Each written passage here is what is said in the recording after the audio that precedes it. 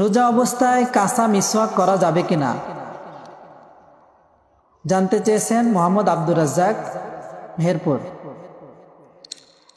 মিসওয়াক করার গুরুত্ব ইসলামে রয়েছে। এটা সর্ব অবস্থায়, রোজা অবস্থায় মিসওয়াক করতে পারবে, রোজা ছাড়াও সে মিসওয়াক করতে পারবে।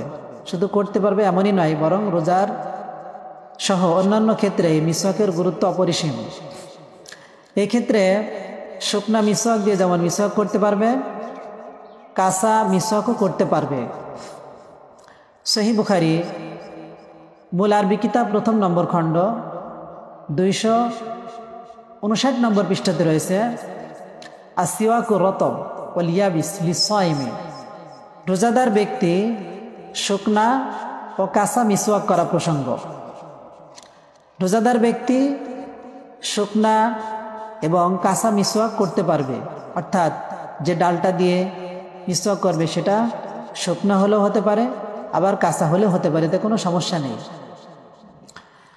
এবং এই প্রসঙ্গে নবীজি সাল্লাল্লাহু আলাইহি ওয়াসাল্লামের একটি হাদিস ইমাম বুখারী আলাইহির রাহমাহ পেশ করেছেন।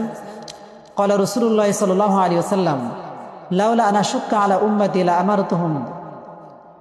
লামারতুহুম বিসওয়াকি ইনদা কুল্লি উযুইন।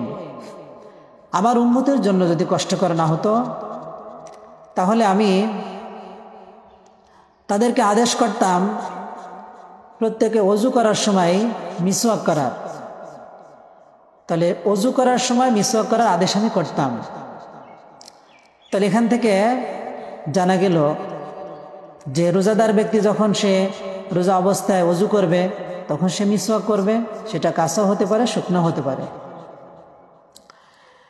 লক্ষ্য করুন, রোজা অবস্থায় যখন ওযু করা হয় তাহলে পানি অনেক সময় লবণাক্ত হয়ে থাকে, সাধারণও হয়ে থাকে।